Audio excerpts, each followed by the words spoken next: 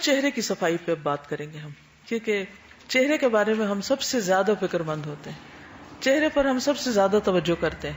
ٹھیک، چہرے کے بارے میں قرآن مجید میں آتا ہے وجوہ یومئذ مسفرہ ضاحکۃ مستبشرہ. قیامت کے دن کچھ چہرے روشن ہوں گے، ہنستے مسکراتے ہوں گے، خوش خوش ہوں گے، اور کچھ چہرے سیاہ ہوں گے، غمزدہ ہوں گے، پریشان ہوں گے. چہرے کی خوبصورتی دن میں 5 مرتبہ وضو کرتے ہوئے اسے اچھی طرح دھونے سے خود بخود آ جاتی. قیامت کے دن نبی صلی اللہ علیہ وسلم اپنی امت کو وضو کے اعضاء کے چمکنے کی وجہ سے پہچانیں گے. جو شخص یہ چاہتا ہے کہ اس کے چہرے کی چمک بڑھ جائے وہ کیا کرے؟ اچھے طریقے سے وضو کرے، خوشی سے وضو کرے، وضو کا اہتمام کرے، وضو کو اپنے لیے بوجھ نہ سمجھے. لیکن چہرے پر کوئی ایسا کام نہیں کرنا چاہیے جو اللہ رب العزت کو ناراض کرنے والا ہو.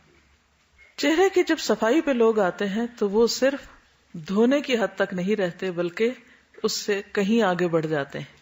بعض اوقات اس پر لگانے والی چیزوں میں اتنا اسراف کرتے ہیں کہ وہ گناہ کی حد میں چلے جاتے ہیں.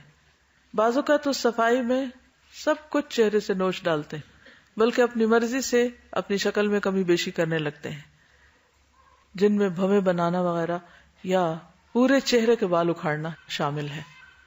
اس سے منع کیا گیا ہے. ہر ایج کی اپنی ایک خوبصورتی ہوتی ہے. جو بچپن میں بچوں کے چہرے پہ خوبصورتی ہے اس کا اپنا ہی ایک حسن ہے یا اپنا ہی ایک انداز ہے.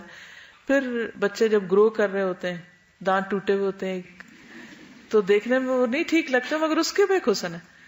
پھر جب وہ جوان ہو جاتے ہیں ایک اور خوبصورتی ہے. پھر بڑھاپے کا اپنا ایک وقار ہوتا ہے.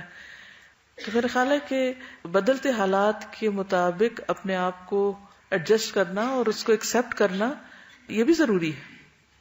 بیماری کا علاج اور اس کے اوپر رقم خرچ کرنے کا تو جواز ملتا ہے، لیکن اپنے جسم کو ایسے تجربات کی نظر کرنا اور پھر اس میں اس طرح کی تبدیلیاں کرنا درست نہیں.